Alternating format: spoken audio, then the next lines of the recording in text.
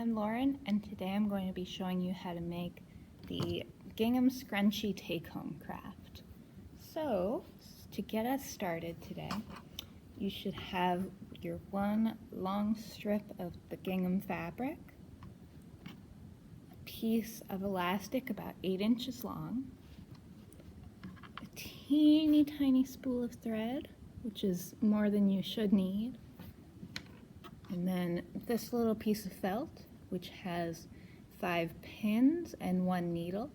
And the pins are the ones with the little white ball up top, and the needle is the one with the one sharp end, and then the other end has, if you look really closely, an eye on it, which is a hole that we'll put the thread through, and that's what we're going to use to do our sewing. These other pins are just going to be used to hold the fabric in place while we sew. So, to get started, I'm just going to show you the fabric we have here. This is a woven gingham, and when I say it's woven, I mean that the pattern is woven into it. Like the threads are black, and then the threads are white, and then when they cross over, you get this sort of gray here. It's not a pattern that's been printed onto the fabric. And the reason that's important here is, A, it helps us kind of know which lines to sew along, because we're sure that that will match the grain line. And the grain line is the direction that the threads were going when they were woven into the fabric. So a woven fabric will normally have a warp and a weft. And if you've ever used just a basic loom, you'll know that the warp is the strings that are always on the loom, and that'll look kind of like a harp when you haven't started to weave anything yet. And then the weft is when you go in and you take another piece of thread and you weave that along the weft. And that'll go back and forth usually to create the fabric. So because that's what's happened here, you can see, if you look really close, I used pinking shears to cut this fabric for everyone. And the reason I did that is because this fabric has kind of a loose weave, meaning fabrics can be really tightly woven with really fine threads, or they can be much looser. And the looser they are, the more likely they are to fray. And fraying just means that the threads which make up the fabric will come apart from the fabric itself, and that just makes everything less sturdy and can compromise any seams that we're going to sew. But pinking them, which you can see makes this kind of triangle shape, it's kind of like craft scissors you might have used as a kid. But because it does every cut on a 45-degree angle, that means that it's less likely, the threads are less likely to come up out of the weave because they're not lying flat against the cut. So that should help us just to make sure that nothing unravels while we're working. So now that we know kind of how our piece of fabric works, how we're going to do this is we are going to take our long strip of fabric and we are going to fold it in half like this. So it's going to be the same length it was, but it's going to be half as wide. So you can take another look here. You definitely don't want to fold it, let's say, hamburger way like this. We want to make sure we are folding it hot dog way. So that's the same length it always was, it's just as long, but it's half as tall. So now that we've got this here, we're going to want to take our pins, and I'm going to give the little PSA ahead of time. These are very sharp, and they can very easily poke you, and especially if you just leave them sitting around. I know I plenty of times have forgotten needles around in places and then found them with my foot or whatever, and it hurts very badly. So that's why I gave you this piece of felt, because every time we're done with one of these, we're going to make sure we put it back in the piece of felt so we know where it is and we know that we can be careful around it. So we're going to take some of our 5 pins, And we are going to try to evenly space them along the length of this fabric here. So I'm going to start by putting one right in the middle about, and you're going to want to try to make sure that you line the two edges up as closely as you can. You don't want it to be like this where you might be able to see that one side is a lot further in than the other. You want to line them up as well as you can, just like that. And then we're going to put one pin to hold that in place. So what we're going to do is we're going to take the pin, and we're going to go down into the fabric, make sure it goes all the way through, and then come back up and poke it up through. So both ends should end up on the top, and that's just going to hold this fabric in place so you can see it won't move back and forth as we sew. So now we're going to do the same thing along the full length of this piece of fabric. So we're going to take the rest of our pins, and to get them evenly spaced, it'll probably be best for us to do the middle one, and then to do the two ends, and then to come in and put the other two sort of in the center of those. So we're putting this one here, and then we'll come to this end. We're going to pull it taut so you can see that everything's sort of lining up, because it is possible you could accidentally do something like this, and then when you look back, it's not really lining up. So it's good to make sure the whole strip is lining up while you're doing this. So I'm going to go in and go down and up, and that's holding that end in place. And now I'm going to move over to this other end. I'm going to smooth the fabric out, line everything up here as well as I can. I'm going to put this one in here, down and up. And now we're going to take the last two, and like I said, try and find the midpoint of the end one and the middle one. So that's right about here. I'm going to line that up, and I am going to put that in there. Take a look, make sure everything's looking right. All right. And then this other midpoint, middle and the end, find the center, line it up, down and up. Okay. So we'll move this whole thing through the camera here so you can see it all. So you can tell that everything's looking pretty smooth. There's no giant bumps or anything. That would happen if maybe we had pinned something in not quite the right spot. So this is holding everything in place for us. One thing to note about woven fabrics that have stripy patterns woven into them like this, one of the cons of that is that if you were matching two different pieces of fabric, you would normally want to make sure that the lines are matching up where one piece ends and the other begins. And that's really hard to do in sewing sometimes. It's called pattern matching. Thankfully, we don't really have to worry about it here, but you can kind of take a look just if you're curious to see, is your pattern matching where you've kind of pinned it?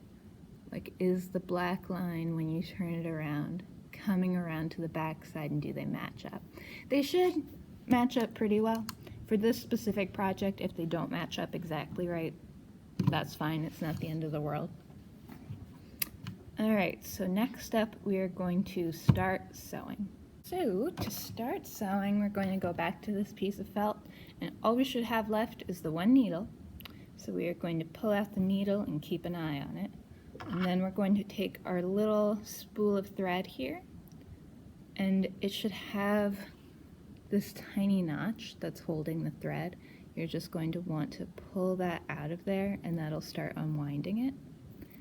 And we're going to want to pull a piece of thread that is about the length of our arm. So if you hold one end and this here and put it at the start of your arm, then we will want to cut it once the thread hits the end of your arm.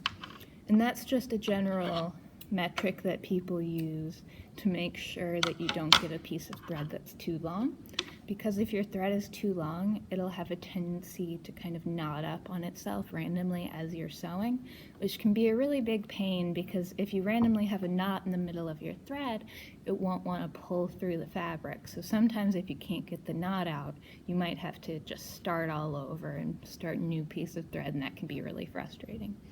So we've got as long as we can get it without being too long. And next up, we are going to thread the needle. There should be a little hole in the needle. You may be able to see it if I do this, at the top where it's gold. And so you are just going to take one end of your piece of thread and you're going to put it through that hole. All right, and the way you will know that you have it through the hole if you can't quite see is if you take the end you put through and the longer end and you pull it, it'll catch on the needle like that. And sometimes it can be a little hard to thread needle, especially if your eyesight isn't the best up close. So you can always ask a friend for help, or you can, sometimes it helps to trim the end of the thread if it's frayed a little bit, meaning that it's kind of gotten a little bit fuzzy. It's not as small as it could be. If you trim the end a little bit, it should make that piece a little bit smaller, make it go through the eye of the needle a little bit easier. Also, this isn't ideal during a pandemic, I know, but you can lick the end of the thread and that'll kind of condense the fibers as well, and that'll make it also easier to put through the eye. So we're taking the end we put through and having that be just a few inches long. And then you have the longer end of the thread down here. And this is going to kind of be our running thread as we sew. So what we're going to do next is we're going to put a knot in the bottom of this longer bit of thread, because once we sew, if we didn't put a knot in it, if we continued to pull it, the thread just wouldn't catch and it would come out as we went. So I'm going to show you guys the way I knot my thread. If it doesn't make sense to you, there's a bunch of different other ways to do it, and in the description of this video or in the same blog post I put the video in, I'll link a couple of other videos of different ways you can do this. Really all you need is to get a knot that prevents the thread from pulling through the fabric. So you could even just do a regular knot. It's just once you get the hang of this sort of thing, it's a little bit quicker. So I'll show you what I'm doing. I am taking the thread and I'm putting it over my two fingers here, and I'm grabbing it with my thumb. I know I have funky thumbs.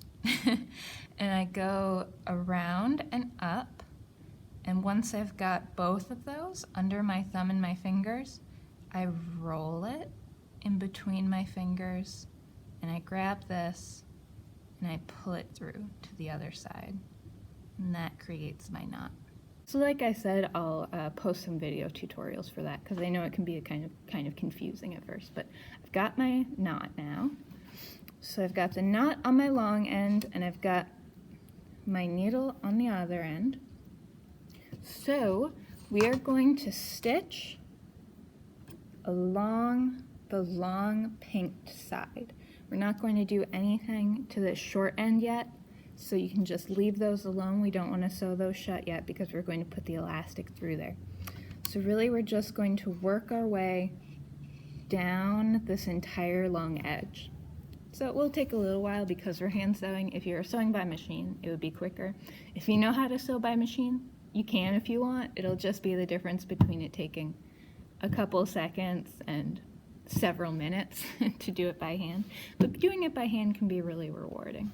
So I'm going to show you how to do a back stitch.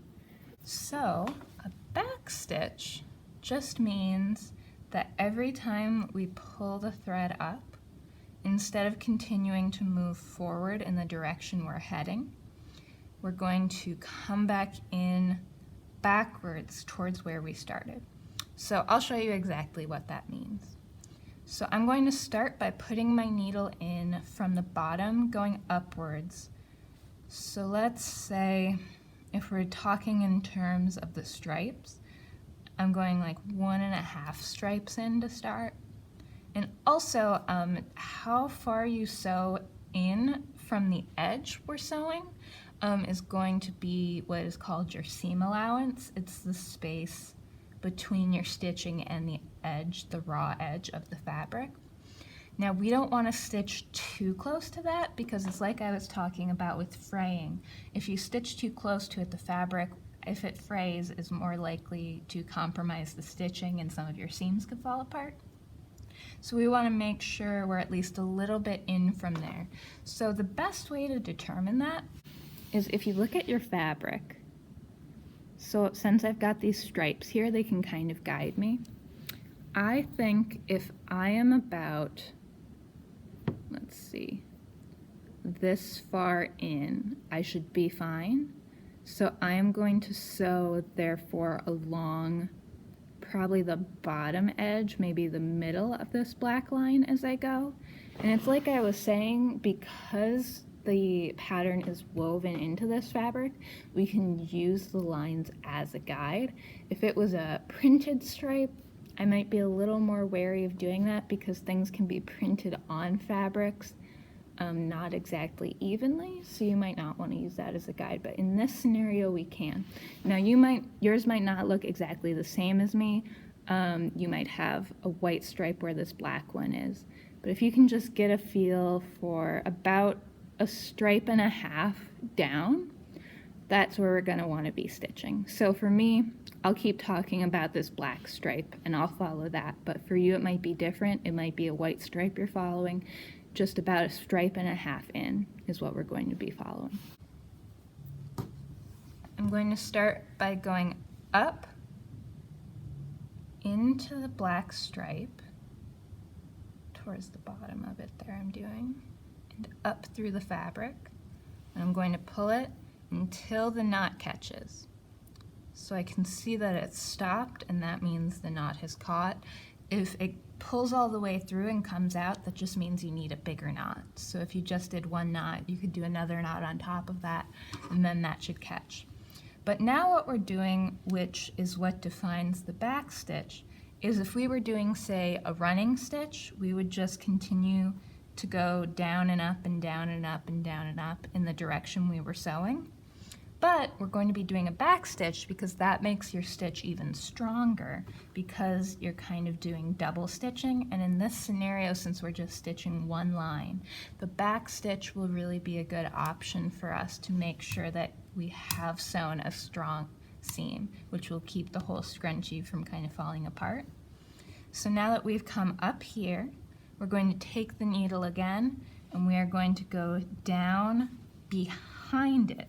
And by that I mean, instead of going forward like I was showing you, we're going backwards towards where we started and going down into the same stripe because we want it to be even in this direction.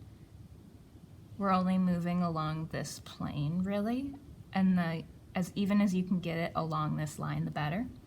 But we're going to be going down behind our first stitch,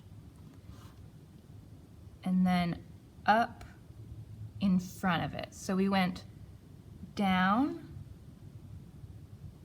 behind the first stitch. You can see it's coming down into the other side of the fabric. And then we're bringing it back up. And this time it's going in front. So let me do that one more time here. You go down, back up, in front. And then you're going to pull your thread so it's tight there. So that's one stitch. So, and you can see you want to pull it tight enough so that there's not a big loop, but you don't want to pull it so tight that it pulls the fabric, kind of like that. You can see the fabric getting pulled. And that's something you'll kind of get the hang of as you go along. In this scenario, it doesn't matter all too much because at the end we are going to be gathering the fabric all together. So I'm just going to show you a couple more times the stitch we're doing. And because again, I was talking about the pattern and also the strength of the stitch we're doing along this pattern, I think the ideal stitch length, which is going to be the length of this little stitch we just did, would probably be one box long. So if you see this black box one stitch should ideally be about that long, and the next stitch should probably be about this long. If you do it longer, that's fine, it'll go quicker. It just means your seam will be a little bit looser and a little bit less strong. Now in the case of the scrunchie, it shouldn't matter too much because you won't be regularly pulling in that direction of the seams, so you should be all right. But just for the case of us learning and learning to do it well, I think we should do the smaller stitch if you're able to. So I'll do it a couple more times to show you. I'm going to go down, behind, and then I'm going to go one box ahead to come up. I'm going to pull that tight. Oops, see, it's trying to knot on me, but I can get rid of that by pulling on it. All right, so I'm going to pull that tight. The pin's getting in the way, so I'm going to go ahead and take that out because the stitches are starting to hold it in place. I'm going to put that back on the felt there. All right, so here's my second stitch. Take a look at that. So then I'm going to go back and down one square, and then bring it back up in front, one square forward. And then pull that tight. All right, that's my tail getting in the way. All right, so a couple more times. We're going back and down one square, and then up, forward one square, and pull that tight. It keeps wanting to knot on me. Maybe I should have cut this a little bit shorter. All right, so just a couple more times to give you an idea. So we're going back and down, back one square and putting the needle down, and then forward one square and bringing the needle up, pulling it tight. Back one square, needle down, forward one square, needle up. And you're really just going to do this down the entire length of this piece of fabric. And I know that seems like a lot. It's kind of the nature of hand sewing. Thankfully, that's really the biggest thing you have to do in this project. So this might take a while, but everything else will be pretty quick. So I am going to get this finished. I'm going to get to the point, see if I run out of thread, because I think there's a chance you might run out of thread before you sew the entire length of this. So I'm going to get to that point here. I'm going to fast forward, and then once I hit that point, I'll show you what we'll want to do. So I've hit a point now where my thread is getting pretty short. It's getting a little bit harder to stitch with it because it is so short. So at this point, that means I want to add some new thread. So before I get ahead of myself here, I want to show you real quick what my stitches have been looking like. So I'm just going to put this needle in here, get it out of the way. So you should be able to see there, I've got one stitch for each box. I tried my best to go in a pretty straight line along that black line. It's just doing your best at that point. But then you see the individual stitches. If you flip it over, you'll see why it's called the back stitch and why it's stronger. For each stitch on the back, there's about two lengths of thread for every one stitch on the front. And that's really what gives this stitch its strength. So this is about where you should be. It looks like I'm about 1, 2, 3, 4. It looks like I'm about a quarter of the way done here when I've started to run out of threads. That means we might need to change our thread a couple of times throughout this project, which is just fine. So what you're going to do, I'm going to take this pin out because it's got stitching so close to it. The stitching should hold it in place. I'm going to put this back in the felt here, get these safely out of the way. And I'm going to take my needle, which has the thread on it, and in a lot of circumstances you might want to do one stitch back to get the thread onto the less pretty side. It doesn't really matter for us because this isn't going, neither side is going to be visible once we turn everything inside out, but let's still do that. So we're going to take our needle and we're going to put it down, and we're not going to come back up. So we're just going down into the fabric, pulling the needle, getting that tight. And then we're going to flip it over, and we're just going to take the needle, put that on the felt, and have this tail of thread left. So we're just going to leave this here while we get another arm's length of thread. So I'm going to cut this, and I'm going to thread this onto my needle. I'm going to do another knot on the back end. So really we're just doing exactly what we did to start over again. So I'm doing my knot here. All right, and now I'm going to flip this back to the right side just so I can show you. I'm going to put this up right one square ahead, where if we had continued sewing with that same thread, this is where the next time the needle came up, it would be coming up. So one box ahead, we're coming up, and pull it until the knot catches. And then once that's happened, we're flipping it back over, and you're going to want to tie these two together. You could wait until the very end and just let these hang until then, or you could tie them together now. I'm going to tie them together now just to give you an idea of what that'll be like. So you're taking the two ends and just doing a regular knot, bringing one over the other and then under it, and pulling to make the knot, and then you're going to want to do that at least one more time, maybe two, to secure it. All right, so now we have connected the old and new threads here. So I'm just going to cut those tails, and I'm going to flip it back over here. And I've got my new thread. You can see it's all connected, it's strong in there. And then we're just going to keep going like we were. And you're probably going to need to do that, I would guess 3 times total, depending on how long you cut your thread. So every time you start running low, you're just going to want to take the thread you're using, pull it off the needle, start up a new needle, and tie those two ends together.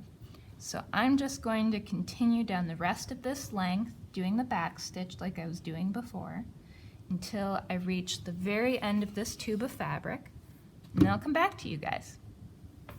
So I am back. I've sewn all the way along this long edge here, and I have my thread at the edge, and I am just going to show you how to finish off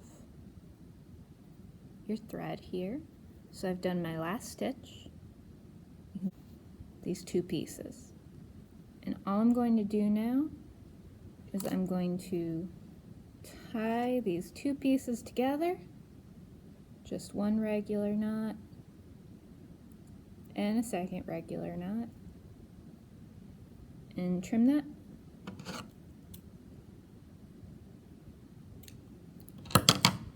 And set the needle aside, and now you have that whole seam all done. Oh, I have this one spot I changed thread that I haven't tied off yet, so I'm just going to do one more normal knot and a second normal knot. Cut that off as well. Alright, so now that I have this, we're going to need to turn this tube inside out.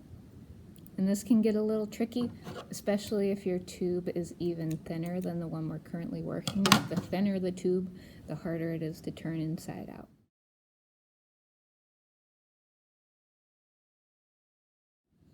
But we're going to go to one end of it, and this end should be open. That's what makes it a tube.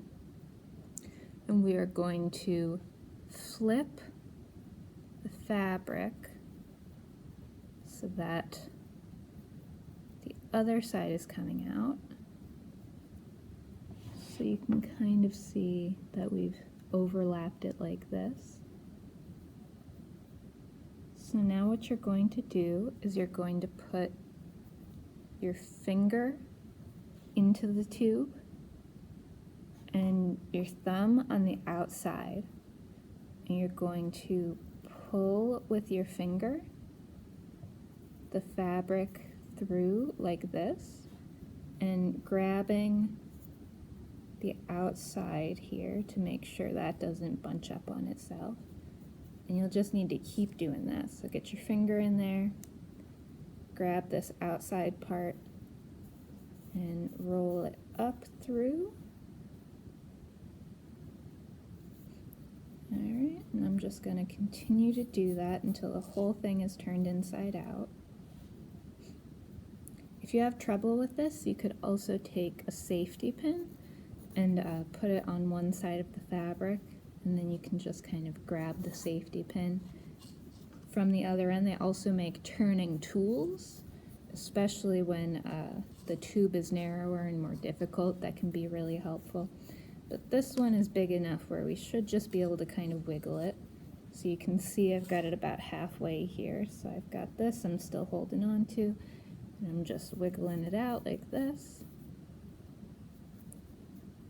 Every time I go in, I kind of have to work my finger into that because it does sort of want to bunch up the fabric, and you have to kind of work past that. But I'm just grabbing the tube, inching it out, working my way back in, grabbing the tube, inching it out, and doing that until the whole thing has turned inside out. So let me just finish this off here. Get the last little bit. Okay, so you can see I've got the pinked edge here, so that means I've turned it out the whole way. We've got our tube, and because we did such a good job on our stitching, this is the seam, but you can hardly even tell. You have to look up real close and really pull on it to see that there's stitching there. So now if you wanted to, if you're comfortable using an iron and you do it all the time, you could go ahead and press this. You'll want to have the seam in the center like this when you do that, but you don't really need to for this project. It's not necessary. So I've realized you're going to need safety pins for the next bit anyway, so I'm going to show you the other way to turn a tube inside out with a safety pin. So you're going to take one end and you're going to put the safety pin through it, just through one layer. You're not going to want to put it through the entire tube. So you can see it's just through this one layer here. All right, and I'm going to close the safety pin.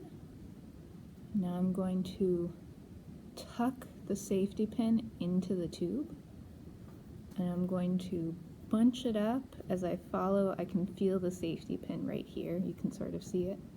So I'm bunching it up as I go, and I can feel the safety pin working all the way down. And now I'm just pulling all of this bunched up part out. So I'm continuing down till I come out the other side. Now I just have to kind of carefully take this and work it out. And you can see that was a lot quicker than the other option. So you might just want to do that. But both ways work just fine. So we're going to take the safety pin off now. We're going to take our elastic. We're going to put the safety pin through the end of the elastic. Be careful with this, it's obviously sharp too. Put it through the end of the elastic and close it. And now we are going to put the safety pin end into the tube. And we're going to kind of push the elastic into the tube until the end of it is right about at the end of the gingham fabric tube. So you can see it's just barely sticking out there. So I'm going to take one of these pins again, and I'm just going to put that in there to hold it in place. All right, you can see it's just kind of holding that so it's not moving around at all. So now I'm going to go back in. I'm going to feel for that safety pin again. I can feel it right here. And I'm going to do the exact same thing I did before, where I'm going to bunch it until I get to the end. Push this back. Get to the end. All right, and now that I've come through the other side, get that thread out of the way. All right, now this is sticking out here. So another thing you might want to do at this point is ideally the elastic shouldn't be twisted in the fabric. So you can kind of feel for it and see if it seems like it's lying flat in there with the two sides pinned down. And if you feel a twist, you can just sort of twist it like that. It's not the biggest deal, it just makes things lie a little nicer if you can get it flat. Alright, so I've got that all set. The bunching is starting, which is kind of the backbone of the scrunchie, so this is good. So now that we have this sticking out here, we're going to go back to the other side where we've got our elastic sticking out. We're going to grab that end. Now that I've got it sticking out pretty well and I've got it solid, I'm going to take the pin out, put that back in the felt, and I'm going to lay the two ends over each other to create a loop. I'm going to take this pin out of here, get it out of the way. Make sure you don't lose the elastic in the fabric or you'll have to pull it out again. Alright, so I am, oops, here you can see here, I'm overlapping them like this. Now you're just going to take one of your pins and pin them together to hold them. Alright, so you can see that it's forming the circle there. So I'm going to now grab some more thread. You won't need very much at all. And I'm going to grab my needle. You might even have leftover thread from what you were doing before, and that's just fine to use as well. So I'm threading the needle. There we go. And I am tying a knot like we did before. And now I'm going to just stick my thread up through both of the layers here. And this can be a little bit awkward because you'll likely get some resistance because it'll probably hit the stretchy part, but that's just fine. You just might need to push a little bit harder. So we're going up. I'm going to try and make an X shape here, so I'm going to go down on this corner. And really you just need to do some stitching to hold these two pieces together. You could stitch in any shape you'd like. I like to do an X shape, so I'm going to come back up in this other corner over here, and then down in the fourth corner, then back up through the first corner I started with over here, and keep the fabric out of the way. You don't want to be catching the gingham fabric as you're doing this. So back up, and over to the second corner, down, up through this corner,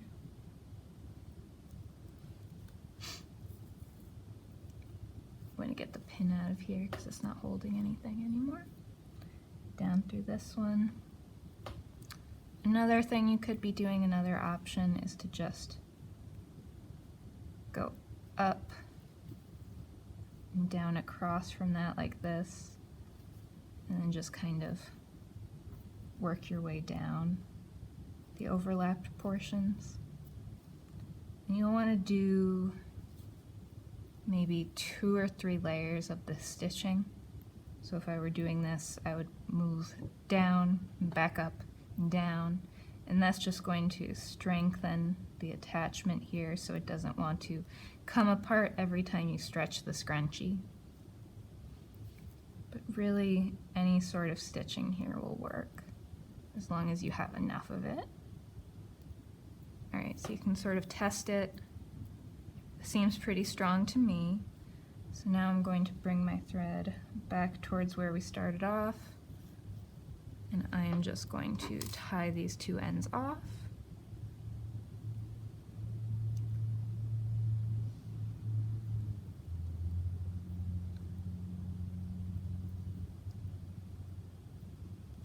And trim that. Okay. I'm going to get the safety pin out of the way, shut that. Get my needle on the felt. Now you can really see things starting to come together. So the last thing we're going to do is we are going to take one edge of the scrunchie. And if you're okay with having this showing, you could just tuck this one into here and stitch around that. But in order to make things a little bit nicer, what we're going to do is you're going to choose one end of the fabric. And I'm going to take this, and you can just push up through all of these layers and work the back stitch like we have right along here. That will leave this end sort of flat, but that's the easiest way to do it. What I'm going to show you, and what I think you should try to do if you can, is to just get the two layers here, and we're going to work all the way around here, and that should prevent this sort of flatness. So I'll show you what I mean.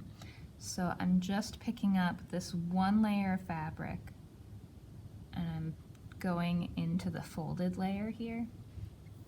And we're not actually going to be back stitching here, we're going to be whip stitching. So I'm pulling this tight, and instead of going backwards and working like this, like we were, I'm going to just bring this around here and do the same thing I started with. So I'm picking up just one layer here, then going up through the folded layer and pulling it tight. And I'm just going to continue to do that all the way around here. So I'm going up through the one layer and up through the folded layer. And I'm just going to work all the way around the tube like that. You want to be really careful if you're trying to do it this way that you don't also catch the bottom layer. The only issue that'll create is that it'll give you the same flat look, which again isn't the end of the world. It's just not quite as nice as it could be. So we are working our way around. I'm going to leave the pin in here even though it's kind of in the way, just because it's keeping all the important stuff where it needs to be. So I'm working my way around this corner here, coming around the other side, just pulling up and up, all the way around. And it's getting stuck on the pin. All right, I think at this point I can take the pin out and it'll be okay. Let's take a look. Yep, okay. So I'm holding it in place with my thumb more now since I don't have the pin. Working my way around still, up and up. Here.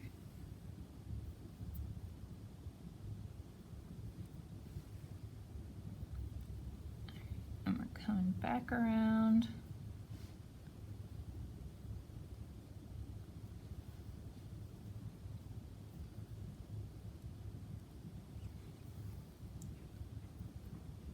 And we're working all the way around until we've hit where we started. So I can see where I started because I've got my starting thread here. So I've only got a couple more stitches left. Make sure it's not catching anything. Do one more. All right, so now I have my thread right around my starting thread. So I'm going to take the needle off. I am going to knot those together 2 times, 1 and 2. I'm going to cut that.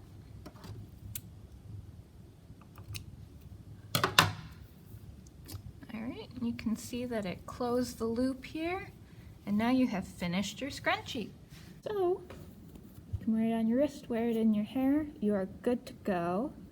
You can make these if you decide you want to make more. If you want them to be thicker than this one, you just need to cut them wider.